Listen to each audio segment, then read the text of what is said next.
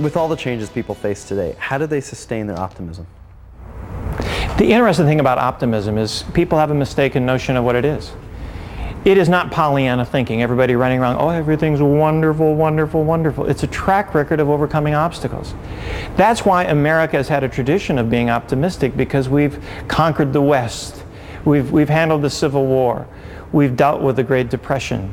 Each time we did that, we developed a track record of people who are capable of dealing with obstacles and finding a way to get over them. Unfortunately, prior to World War II, we were not the #1 economy in the world. We were number 14. As soon as World War II was over, we immediately went to #1 for one reason. The rest of the world was bombed out. Since that had occurred, we then actually gave money to other countries so they could afford to buy what we produced. Our standard of living increased. In fact, in 1965, they said by the year 1985, the average American be working 20 hours a week and have 30 weeks of paid vacation a year. They shot that futurist. Why? Because the rest of the world saw what we had produced. They saw our television, saw our commercials, and they want what we have, and they're willing to work for less. So we're now in a dogfight.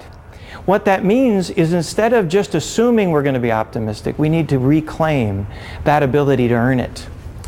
My son came to me at 16 and he said, "Are you going to give me a car?" I remember vividly that moment, and I said, "I'm not going to give you a car." He said, "Well, everybody gets a car." I said, "I don't think that's true. And even if it were true, it'll be everybody minus one. You will be the only one without a car. You will be a leader. In fact, think it through. You could be the designated rider." He did not appreciate my humor. He then went on to say, "Well, what about, do you think maybe you could give me something? My birthday's coming up." And I used a great line from Bill Cosby.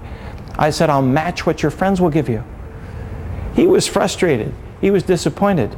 But he went away with a real lesson. Life doesn't give you things. You have to earn it. 3 months later, he came back to me and he says, "I know how I'm going to make my money. I'm going to write a book." I said, "You're going to write a book? It might be nice if you could start with a term paper." Unfortunately, I said, "What's the book going to be about?" He said, "Favorite family lectures." I said, "What?" He says, "You give me a lot of lectures and some of them are funny, and I think people will pay for it. They don't want to give lectures. All they have to do is give them my book and say, read 42. I said, "That's a great idea.